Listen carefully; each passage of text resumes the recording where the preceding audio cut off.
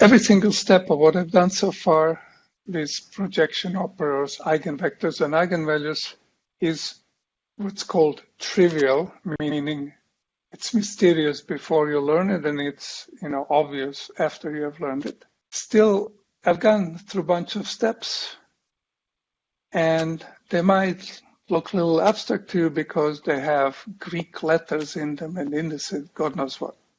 So I'll just work out a 2-by-2 example. I'll just write any matrix. In principle, it should have real numbers, but to do the algebra, I'll do it in integers. That's not essential at all. This is just an example. A matrix that has in it numbers 1, 2, 3, 4.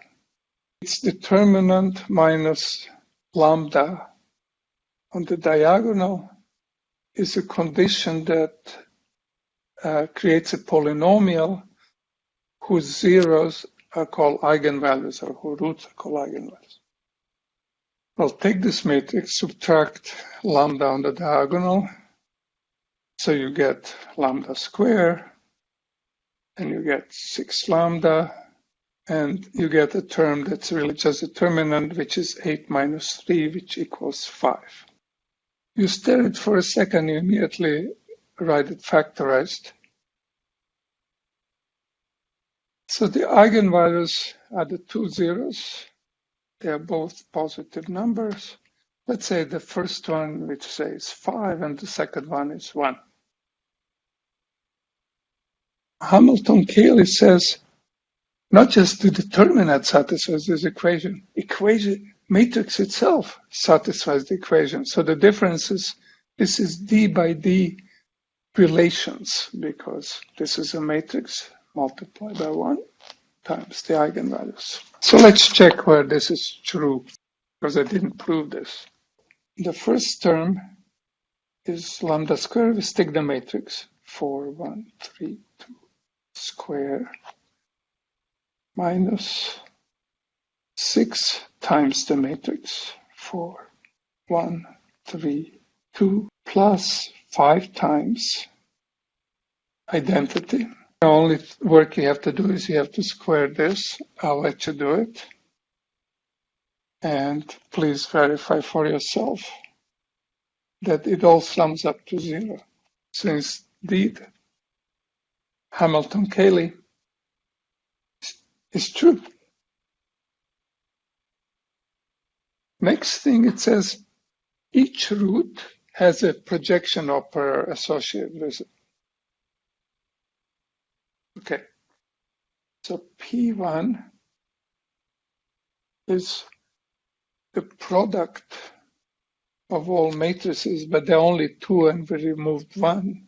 So it's M minus the other eigenvalue divided by the eigenvalues. If you have forgotten, this is projection operator. It's a product of matrix minus identity divided by normalization constant for all other except that eigenvalue. But there's only 1 in 2 dimensions. So lambda 1 minus lambda 2 is water. That's the normalization. And if I subtract the matrix minus, eigenvalue 1, that's the other eigenvalue, I get 3, 1, 3, 1. So these guys don't change, and from these two, I subtracted eigenvalue 1, the second eigenvalue 1. So they become 3 and 1.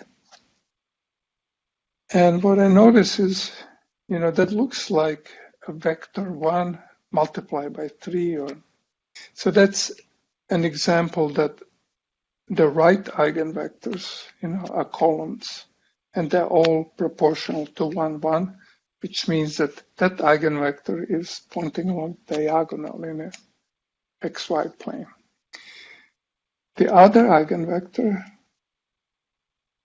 is again what's left when you remove L2, but there's only one term like that. It's again 1/4, but different sign. Matrix 4, 1, 3, 2 minus 5 times identity. And that is 1/4, 1 minus 3 minus 1, 3. So now, when I look at columns, they're different from these columns. They point some other way. But, both columns are proportional to the same eigenvector up to a constant, and both rows are proportional to the same thing up to a constant. We need to check orthonormality.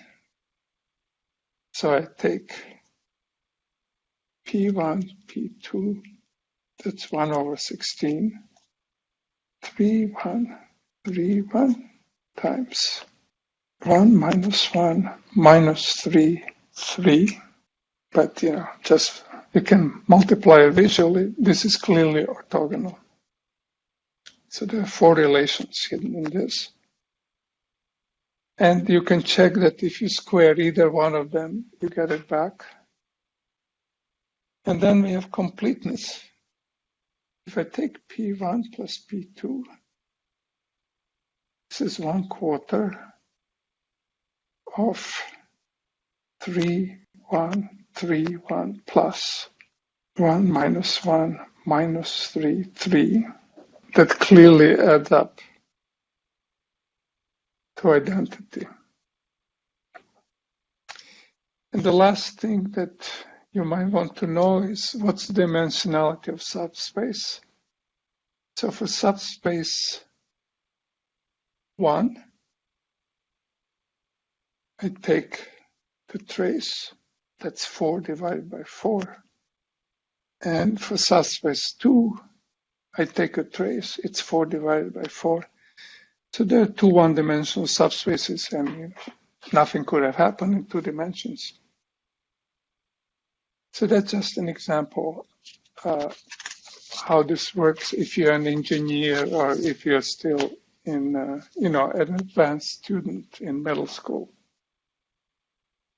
But it had to be done. So that's how it works in 2 dimensions. For a particular example, if you haven't developed part of frontal cortex that has abstract thinking in it, and you just want to make sure that these matrices really work, they work. But later on, you program it for 10,000 times 10,000 matrix, and it still works, even though it's describing stability of turbulent flow.